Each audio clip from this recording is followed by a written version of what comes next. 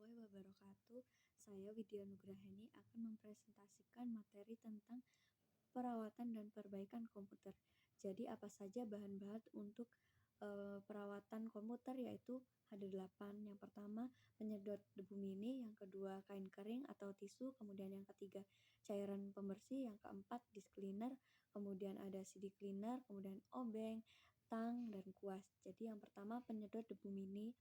Jadi penyedot debu ini fungsinya untuk menyedot debu-debu pada sudut-sudut komputer kita. Jadi itu bisa untuk casingnya, kemudian keyboardnya juga bisa.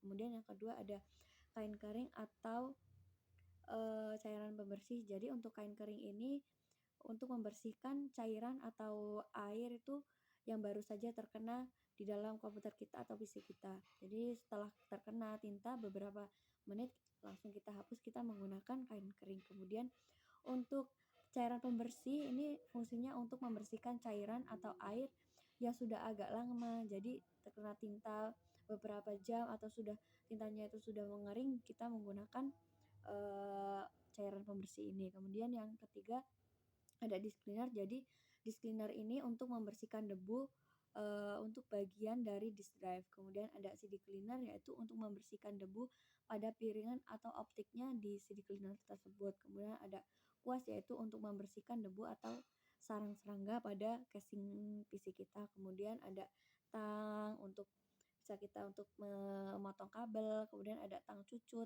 kemudian obeng ya untuk membongkar pasang atau memasang baut pada serangkaian komputer kita, PC kita. Kemudian yang pertama casing. Jadi casing ini permasalahannya yaitu yang sering terjadi itu banyaknya debu atau sarang serangga. Jadi alat untuk pembersihkannya itu cukup menggunakan kuas atau penyedot debu mini.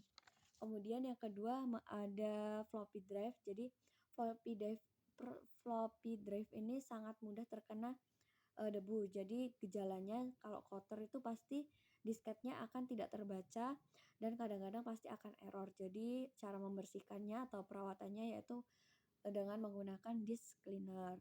Kemudian yang ketiga ada CD cleaner, CD-ROM atau CD-RW. Jadi masalah yang mengganggu biasanya juga debu pada optik atau lensanya. Jadi cara membersihkannya yaitu menggunakan CD cleaner. Kemudian yang ketiga yaitu hard disk. Jadi hard disk ini perawatannya cukup ditambah dengan fan agar mengurangi panas dari hard disk tersebut. Kemudian ada VGA card. Jadi VGA card ini masalahnya yaitu panas berlebih. Jadi kita harus mengontrol fan-nya itu harus kita perhatikan. Kemudian perawatannya cukup dengan menggunakan kuas khusus VGA card karena VGA card itu kan kecil. Kemudian ada memori. Jadi masalahnya itu pasti memori ada di kaki-kaki memorinya. Pasti kalau kita sering tersentuh tangan, kemudian lepas pasang, pasti itu akan mengakibatkan korosi. Jadi caranya itu membersihkannya itu dengan menggunakan penghapus. Kemudian ada power supply. Jadi di power supply ini merawatnya itu harus kita perhatikan fan-nya juga di power supply-nya. Kemudian kita juga harus menambah dengan stabilizer untuk penyetabil tegangannya. Kemudian ada CPU. Jadi di CPU ini perlu pendingin yang sangat ekstra. Perawatannya itu kita juga harus memperhatikan tata letak fan-nya itu sudah udaranya itu sudah bisa dapat memutar dengan lancar apa enggak.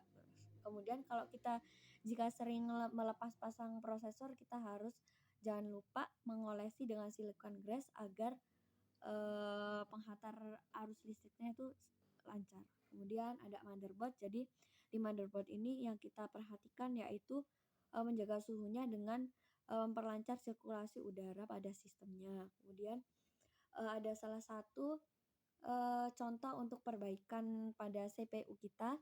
Jadi kalau CPU itu kita sudah colokan tapi tidak ada kipas tidak menyala, tidak ada bunyi seperti tek itu tidak ada, pasti itu permasalahannya ada di power supply-nya.